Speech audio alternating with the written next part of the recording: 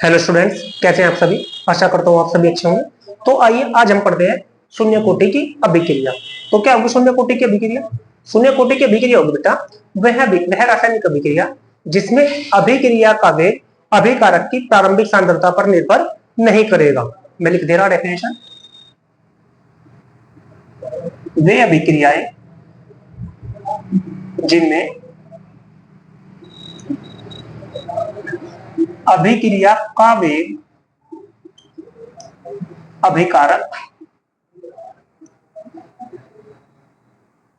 अभिकारक की प्रारंभिक सांद्रता पर निर्भर नहीं करता है, निर्भर नहीं करता है। शून्य कोटि की अभिक्रिया शून्य कोटि की अभिक्रिया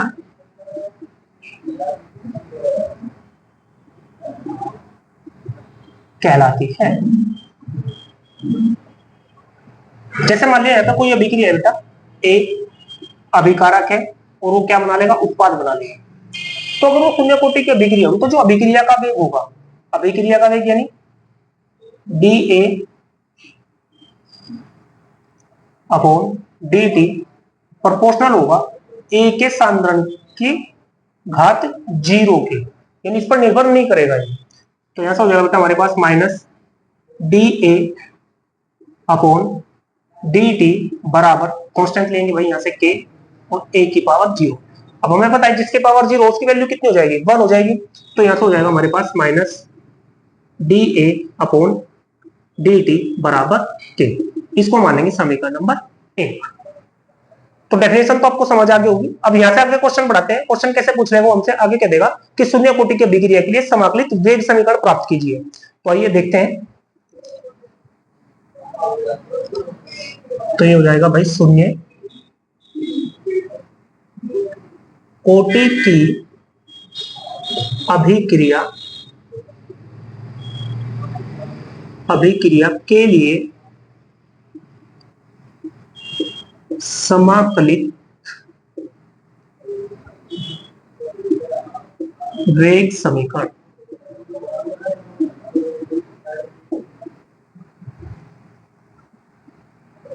तो इसी समीकरण को आधार मान रहे हैं भैया क्या, कि ये अभिक्रिया है हमारे पास ए इक्वल टू उत्पाद।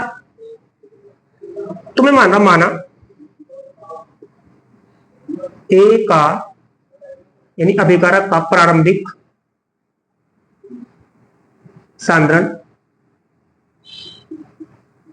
ए नोट तथा टी समय पश्चात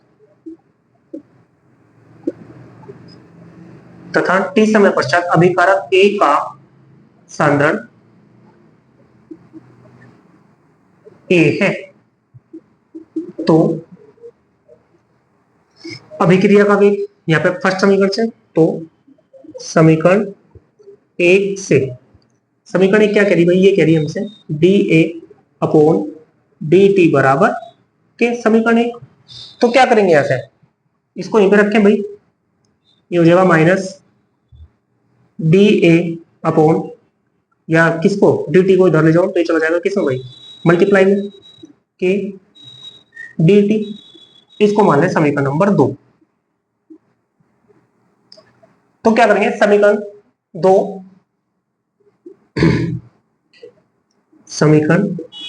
2 के दोनों पक्षों का समाकलन करने पर कर दो भाई समाकलन। तो यहां से समाकलन करेंगे माइनस डी ए बराबर के डी टी, या इसको माइनस को मैं इधर लगा दूं भाई, बात एक ही है। तो समाकलन कर देंगे, ये कर दिया हमने यहाँ समाकलन। तो समाकलन हमें पता है भाई, यहाँ से क्या हो जाएगा डी ए का समाकलन ए आ जाएगा यहाँ से भाई ए डी टी। तो यहाँ से हो जाएगा आपके पास माइनस के टी और प्लस आई। के का समाकलन नहीं होगा, क्यों? क्योंकि कांस्टेंट है, कांस्टेंट सीधा सीधा ऐसे ही बाहर निकल जाएगा, लेकिन dt का समाकलन क्या हो जाएगा? t हो जाएगा। इसको मान लेंगे समीकरण नंबर 3। अब क्या होगा, यहां पे लिख दे रहा भाई समीकरण 3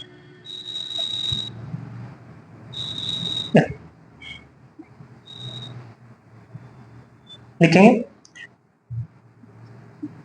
t बराबर 0 पर जो a का मान था, t बराबर 0 मतलब क्या है? प्रारंभिक सांद्रण, और प्रारंभिक सांद्रण में क्या था? a का सांद्रण जो है वो कितना था? a नोट था। तो t बराबर 0 पर a बराबर कितना हो जाएगा भाई? a बराबर हो जाएगा हमारे पास a नोट। कहां से? डेफिनेशन से। तो लिख देंगे यहाँ पर t बराबर 0 पर a बराबर a नोट। अतः उपरोक्त दोनों मान समीकरण 3 में रखने पर, समीकरण 3 कहां पे है? यहाँ पे। तो a बराबर क्या रख देंगे भाई? a बराबर रख देंगे यहां से a नोट बराबर माइनस के t की जगह 0 और plus i as it is. तो यहां से है हमारे पास i बराबर a नोट। तो i का मान समीकरण 3 में ही रखेंगे, समीकरण 3 में रखने पर। तो रख दो भाई यहां से। तो ये कितना बेटा? ये हो जाएगा हमारे पास a एज इट इज बराबर माइनस के टी और प्लस i की जगह क्या हो जाएगा? i की जगह हो जाएगा भाई a नोट। अब क्या करेंगे? यहां से माइनस के टी को इधर लिया और a को उधर ले जाए। तो यहां से हो जाएगा बेटा माइनस के टी बराबर a नोट माइनस a, या सॉरी प्लस का हो जाएगा भाई, ये माइनस का इधर आया ना, ठीक है। तो यहां से हो जाएगा हमारे पास k बराबर a note minus a upon t। ये आ गई समीकरण नंबर 4। और जो समीकरण 4 है ये क्या है? ये कहलाएगी हमारी शून्य कोटि की अभिक्रिया के लिए समाकलित वेग समीकरण। फिर से समझे, k बराबर a note minus a upon t। समीकरण 4 क्या कहलाएगी? समीकरण 4 कहलाएगी शून्य कोटि की अभिक्रिया के लिए समाकलित वेग समीकरण। जहां k क्या है भाई? वेग स्थिरांक है। a नोट क्या है? प्रारंभिक सांद्रण है। a क्या है? t टाइम बाद सांद्रण है, यानी कि जो t समय बाद सांद्रण बचेगा अभिकारक का वो है। अब यहां से थोड़ा सा और क्वेश्चन को बढ़ा ले आगे। क्या करेगा वो? यहां से आपसे कह देगा कि शून्य कोटि की अभिक्रिया के लिए अर्धायुकाल बताइए। तो एक नई बात आई कल के, अर्धायुकाल। तो देखते हैं ये अर्धायुकाल होगा क्या।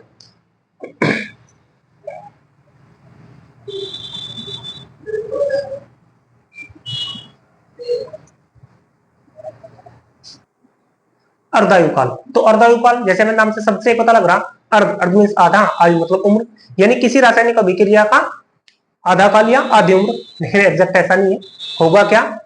देखो कोई भी अभिक्रिया है, उस अभिक्रिया में जो अभिकारक का प्रारंभिक सांद्रण है, वो प्रारंभिक सांद्रण का आधा कितने समय में हो जा रहा, वो समय कहलाएगा अभिक्रिया का अर्धायुकाल। फिर से सुने, किसी रासायनिक अभिक्रिया के संपन्न होने में जब शुरू हुई अभिक्रिया, जस्ट अभिकारक जितना था उस अभिकारक का 50% होने में, यानी 100% से 50% जाने में जितना समय लगेगा वो कहलाएगा उस अभिक्रिया का अर्धायुकाल। मैं लिख देगा डेफिनेशन।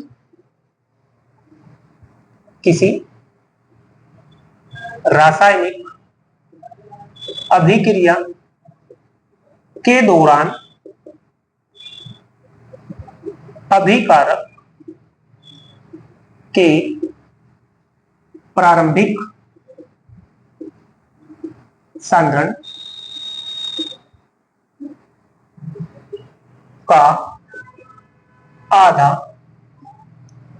होने में लगा समय ही उस अभिक्रिया का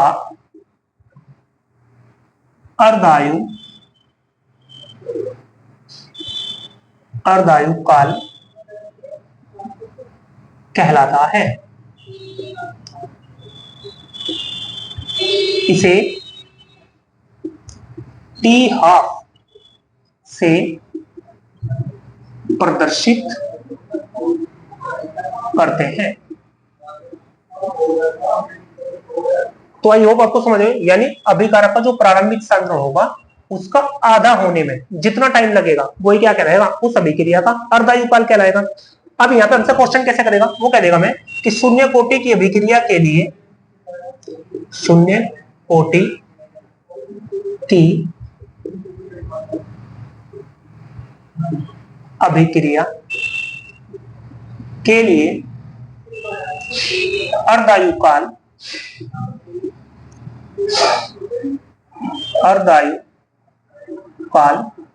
का व्यंजक प्राप्त कीजिए।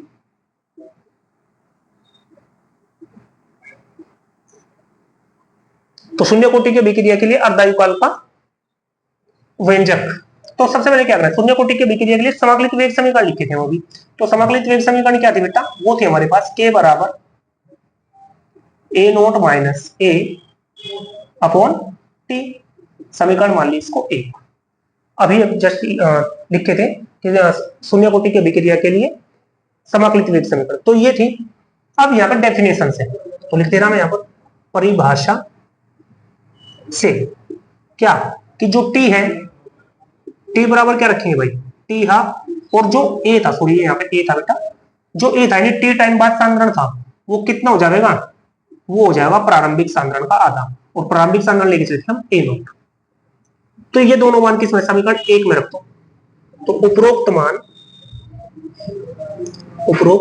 मान समीकरण 1 में रखने पर, तो यहां से हो जाएगा k बराबर ये a not as it is minus a not upon 2 और अपॉन t हाफ। यहां से t आपको इधर ले जाओ तो ये हो जाएगा k t हाफ बराबर 2 एलसीएम ले लो, तो एलसीएम लेकर के ऐसे क्या बचेगा भाई, a नोट कितने note, 2 a note minus a not, तो 2 में से 1 गया 1, यानी ये आ जाएगा हमारे पास k t हाफ बराबर a नोट अपॉन 2, या हमें t हाफ चाहिए भाई, तो यहां से हो जाएगा t हाफ बराबर a नोट अपॉन 2k।